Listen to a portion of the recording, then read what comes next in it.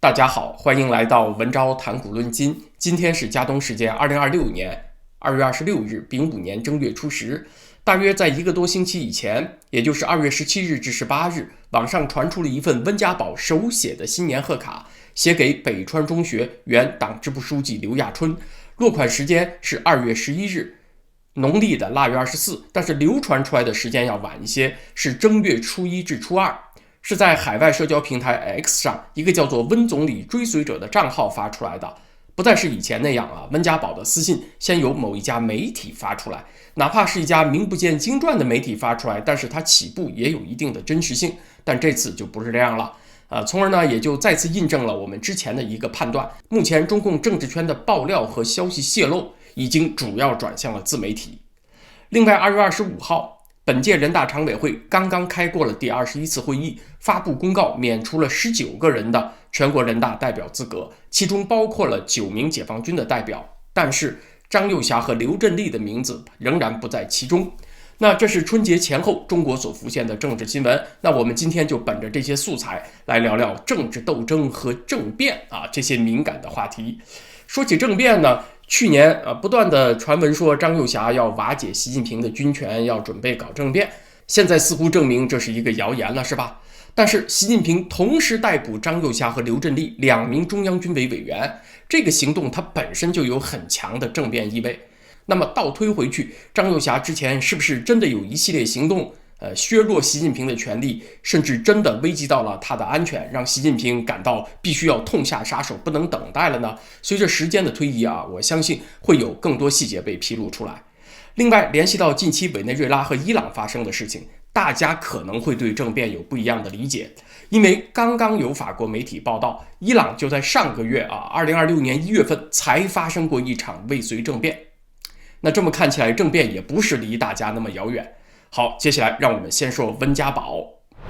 这个贺卡所涉及到的北川中学是在2008年汶川大地震期间被地震所摧毁的，师生死伤惨重。温家宝曾经亲自视察过北川中学，在教室的黑板上写下了多难兴邦4个字。当时的校长呢，就是这次写贺卡的对象刘亚春，他的妻儿也在地震当中丧生了。地震之后，在离老北川县城20几公里外的地方建了新的北川县，也新建了北川中学。之后温家宝就经常故地重游打卡比如2009年农历新年他就是和灾民一起度过的，而且在2019年汶川地震11周年的时候，温家宝还参观了北川老县城遗址和纪念馆。所以这个2026年温家宝写贺卡给北川中学的老校长，这个行动呢，它本身并不显得特别反常。那反常在什么地方呢？就是在当下这个非常敏感的政治氛围下，温家宝出来发声。中共第20届中央政治局到现在也就3年多一点的时间你看有3个委员被抓了，有1个还没有公布，但是相当确定被抓了，就是马兴瑞其他退休的高层是尽量不发声，最好没有人注意到自己的存在任何发声都会被当成政治信号，而温家宝是他们当中唯一一个主动和外界联络的，所以在当前的氛围下就凸显的他和别人相当不一样了，就免不了要被做政治解读。那怎么解读呢？解读政治隐语其实和解读预言差不多跟推背图也差不多，都是要挖掘潜台词。其实呢，算是2次创作、3次创作。解读的重点也不在于是否找准了温家宝的本意，而是达成传播，是塑造公众预期。温家宝也并不真的需要煽动什么，他提供素材，他随便说几句话就算参与了哪怕是他不说话，晒一张年夜饭的照片，他都算参与了。当然，怎么样解读也不是天马行空的乱来，得从温家宝的性格出发，以及契合当前的政治氛围。那接下来呢，我会谈谈我自己对这次贺卡事件的分析。但是首先要鉴别一下谣言的真伪，如果纯粹是伪造的话不能说它就没有价值了，但是分析的方法肯定不一样。我这里说谣言没有贬义就是情报学上讲的单一消息来源是无法验证的材料。这几年由于很多重要消息都是先通过谣言放出来的，怎么样鉴别谣言也确实难为了我这样的时评人。大家知道这种消息出来，我一般不会第一时间跟的，一般要先等几天。首先要看当事人自己有没有辟谣，比如传闻 YouTube 的第一博主老高在大连被罚款了，人家老高第2天自己就出来辟谣了。那么流传出这张贺卡以后呢，它是温家宝的私信嘛，而温家宝身份又很特殊，当然他本人和他的家人都不便于直接否认或者承认。那首先得等几天，看看收信人有没有啥反应啊，就是刘亚春这位老校长。截止到目前呢，没看见他有任何发声表示收到温总理的来信，但是呢也没有否认，所以就要等吃瓜群众自己讨论，看看啊这个群众的智慧当中能不能提出一些鉴别真伪的线索。那当然是有的。果然就有笔迹对比的专家出来说，这个网传的贺卡和温家宝别的手写信函相比啊，确实是很符合温氏行楷的风格的。就是温家宝写的字，它字体比较瘦长，重心偏上，特别是某些字的写法，比如春天的春、学校的学，还有我字啊，这个贺卡上体现出来呢，确实很符合温家宝的笔迹。当然，笔迹也是可以模仿的，但是要一笔一画的临摹。书法的流畅性就会比较差，在笔画的连接处就能够看得出来，特别是带一点行书风格的就能够看得出来比较僵。但是这封贺卡笔记的连贯性很好，流畅性很好，所以呢80%左右的概率确实是温家宝本人的手迹，所以在证据上是支持的但是呢也并不表示这个事情就一定为真。直到2月20号，香港《明报》转发了这张贺卡，我才决定跟进。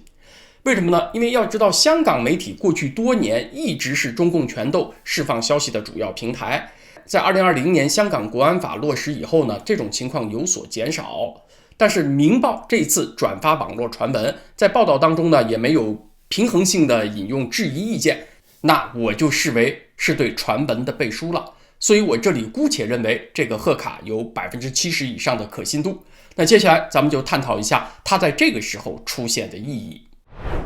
网传的温家宝这张贺卡延续了温相一贯的感动体，提到他至今想到在地震中不幸遇难的师生都会热泪盈眶心里都感到特别难过，又夸奖了北川中学坚强不屈、坚韧不拔、艰苦奋斗的精神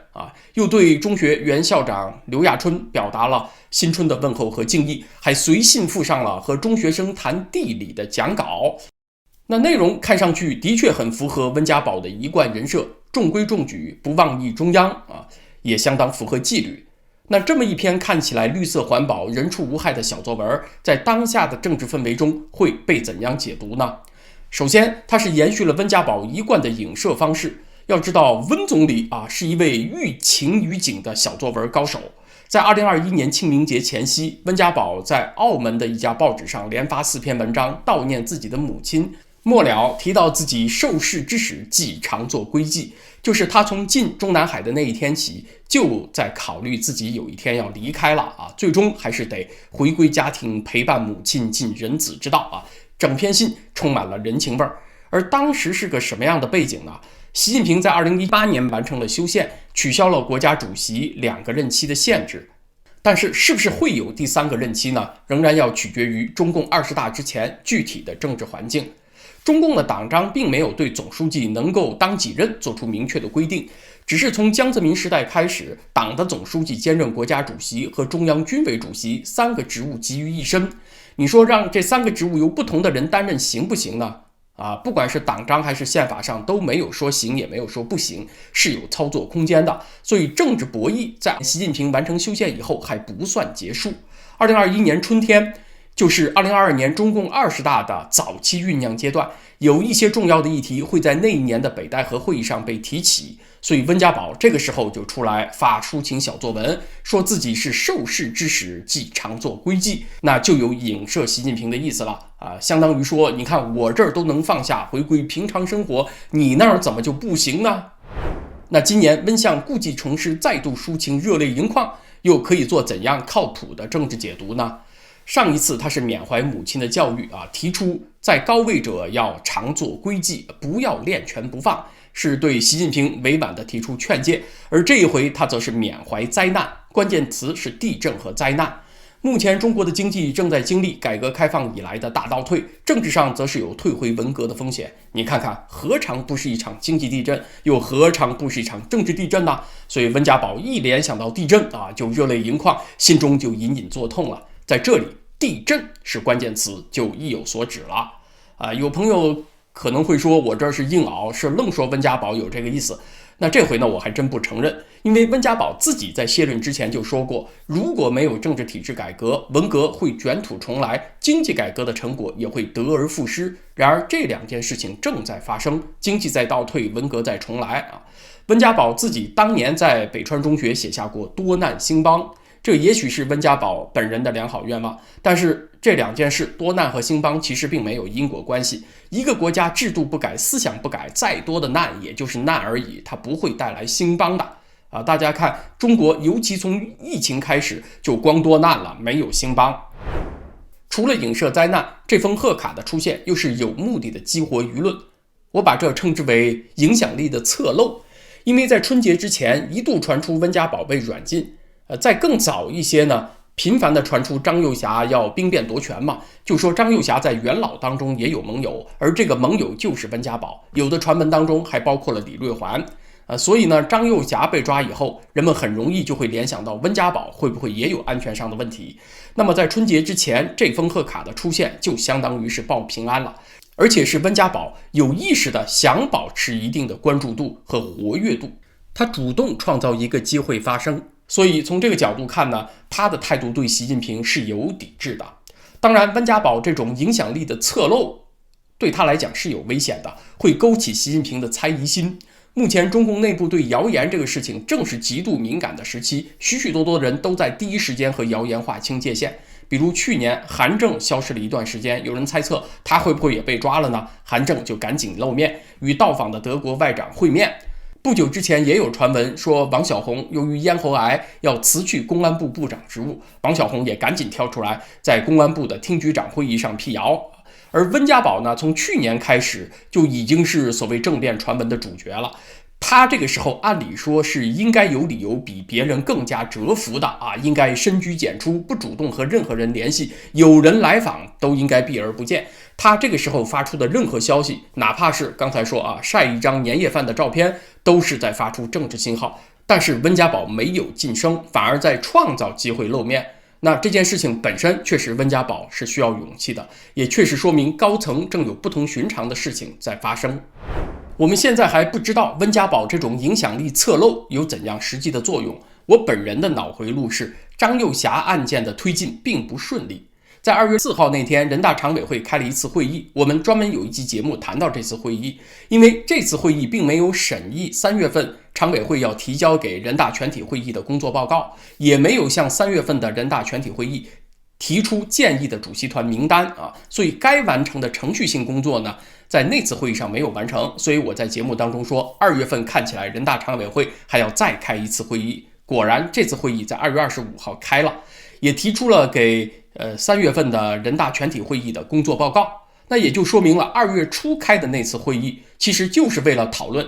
要开除某些人的代表资格而开的，结果只开除了几个名不见经传的人物。那么按理说这次会议应该可以和2月底的会议合并在一起开呀。2月底的这次会议不是开除了19个人全国人大代表的资格吗？你再加上3个人变成22个人就完了呗。那3个人也不是啥特别影响力大的人物，就显得2月初的那次人大常委会会议特别多余，空惹人怀疑。所以我推测2月初的那次会议很可能是有重要议题的，但是没有达成结果。也就是说，那次会议很可能是讨论了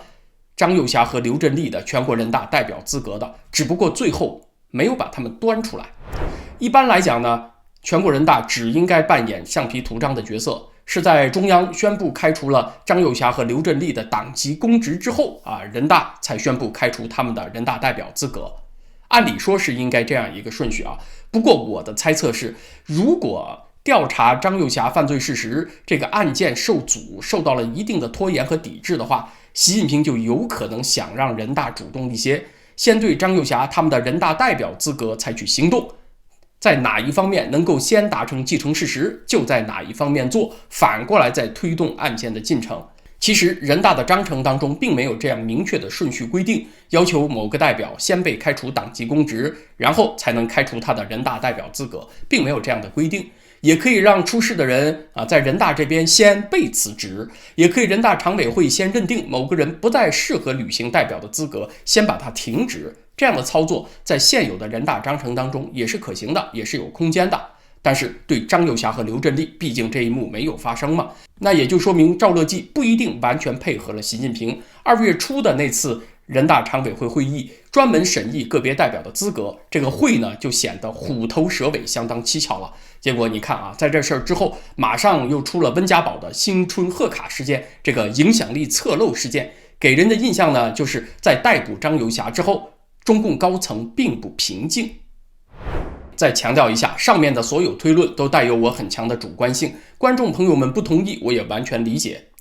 接下来想提醒大家的一点是，最近有几起案例显示，普通人对于专制系统的那个脆弱性还是低估了。普通人更愿意相信统治者所展示出来的稳定和强大。曾经委内瑞拉人民是这么认为的，很多伊朗人也是这么认为的。在马杜罗被抓之后，我们才知道委内瑞拉的其他高层其实和美国暗通款曲已经很长时间了，这才让川普有了充分的信心啊！抓了马杜罗之后，其他人可以接手，既能够配合美国，又不至于在委内瑞拉国内引发混乱。在三角洲特种部队勇士后门入总统卧室之前，可以说委内瑞拉的政变早就在进行当中了，只不过最后踹开那扇门的是美国人而已。另外，法国的《费加罗报》报道其实在上个月，伊朗就刚刚发生了一起未遂政变。策划这场政变的人是伊朗前总统鲁哈尼和外交部长扎里夫，这两位呢也算是伊朗的实权派人物。报道说，他们联络了一部分宗教人士和革命卫队内部一些对现状非常不满的军官，想趁着1月份抗议最激烈的时候，顺势就把哈梅内伊给拿下。这次政变可以说来得非常猛烈，和1月份的抗议高潮同步到来，也就说明伊朗内部的确有一些人看到局势迅速恶化，他们就慌了，他们并不想和这个杀人机器绑定的过于密切，这个杀人多到无法回头，那么连带着他们和人民之间和西方之间的妥协空间也彻底丧失了他们就想阻止局势滑到那一步。可惜的是，这次政变计划没有得到伊朗的最高国家安全委员会的秘书拉里贾尼的支持，就导致政变破产。消息泄露以后，鲁哈尼和扎里夫被软禁这是最近法国媒体披露出来的。恰恰就是这个国家安全委员会的秘书拉里贾尼是现在被哈梅内伊委以重任的人，他甚至接手了制定战时计划的权利。那哈梅内伊在干什么呢？他已经躲起来了，和外界的联系大大减少，避免他的位置被暴露，被以色列或者美国斩首了。拉里贾尼很可能已经是目前伊朗事实上的掌权者，也是美国决定要谈还是要打的一个主要接触对象。所以在内部和外部的强烈冲击下，专制集团内部是会发生变化的，是会有裂痕的。只不过中共比起委内瑞拉，比起伊朗，它是个大国嘛，抗压性强很多，这种变化不容易被观察到。但是冲击积累到一定程度，它是会有后果的，它是不会风过了无痕就过去的。大家想一想，从20大闭幕式上胡锦涛被架走，到李克强离奇死亡，到火箭军和秦刚事件，再到最近的张又侠、刘振利被抓再算上何卫东2个中央军委副主席同时被打倒，这在中共党史上史无前例。这种持续性的政治地震是破坏力叠加的过程，越往后面它惯性越大，它是不会说停就停的。那什么时候这个运动的惯性会耗尽，会自发停下来呢？要不然习近平的敌人被荡尽都死光了，要不然习近平自己死了。那现在习近平还远远没有到敌人荡尽的程度嘛，还不是说现在元老层当中哪一个不鸟习，而是元老这个群体都成了习近平的对立面。他们不是家族利益被习近平伤害，就是像温家宝这样的和习近平八字不合，理念相冲突。举个例子说，1922年苏共刚刚赢得内战，苏联刚成立的时候苏共的核心领导层是所谓的8巨头，排名次序，第一当然是列宁，第二是托洛斯基，第三是斯大林，第四是季诺维也夫，第五是加米涅夫，第六是布哈林，第七是李可夫，第八是托姆斯基。那么到了1938年大清洗运动结束的时候大家猜猜这8巨头还剩几个呢？我的意思是还活着几个，还不是说剩几个掌权的意思没错，只剩斯大林一个了。列宁在1924年病死，托洛斯基的情况有点特殊，他1929年就在权斗中失败，就离开苏联了。但是他死亡的年份是1940年，是在墨西哥被斯大林派出的特工暗杀了。所以在1938年的时候呢，他还活着，但是已经不在苏联了。他的情况特殊一些。季诺维也夫和加米涅夫是在1936年那个大清洗运动开始的年份就被处决了。托姆斯基是在1936年所谓自杀，布哈林和李可夫是在1938年同一批被处决的，也是这2位元老被处决的同一年，大清洗就结束了。直到苏共党内没有比斯大林资格更老的人存在，甚至和斯大林同样资格老的人都死绝了之后，这个杀人运动才到了一个自发可以停止的时机。要这么看的话，习近平还远远没有到可以停下来的时候，那他的对手也停不下来。最后，关于政治谣言再多说几句。我们这里所说的政治谣言的真相，从来无关乎它源头上的本意，它的真相是在传播过程中被塑造的。政治谣言的真相，它并不是出厂设置而是被用户赋予的。比如陈胜和吴广打出反秦旗帜的时候，他不是打自己的旗号谁知道他们俩是谁而是抬出了扶苏和项燕2个人的名义。扶苏是秦始皇的长子，很可能是楚国公主所生，而项燕呢，则是战国末期的楚国名将。这2个人早就下落不明，大概率已经不在人世了。而且陈胜本人和楚国王族没有1毛钱关系，可是他所建立的政权名字叫张楚，就是张扬和光大楚国的意思。所以这件事情的真相并不是说秦始皇的长子扶苏和项燕是不是真的参与了反秦的见证，而是天下苦秦久矣，而且楚国的旗帜是反秦运动当中最有号召力的一面扶苏项燕的谣言一出，那么反秦的政治资源就明了了，未来的路径也明了了，他所揭示出的是这个真相。我是会鉴别谣言的真假，也会像今天这样把鉴别的过程展示给大家看，但是我对所谓的中南海听床师并没有天然的反感。我对政治谣言的真假特别是源头上的真假，也不像一些人那么较真儿。你说听床都能够把张幼霞听进秦城监狱，能够听出这么大地震，它其实就算是真的了。这个听床有助于动摇中共的体制，那它就是有功的我这儿没有什么道德洁癖。那么好，今天的话题咱们就分享到这儿，谢谢大家在文昭谈古论今这个频道，咱们下次再见，是明天星期五。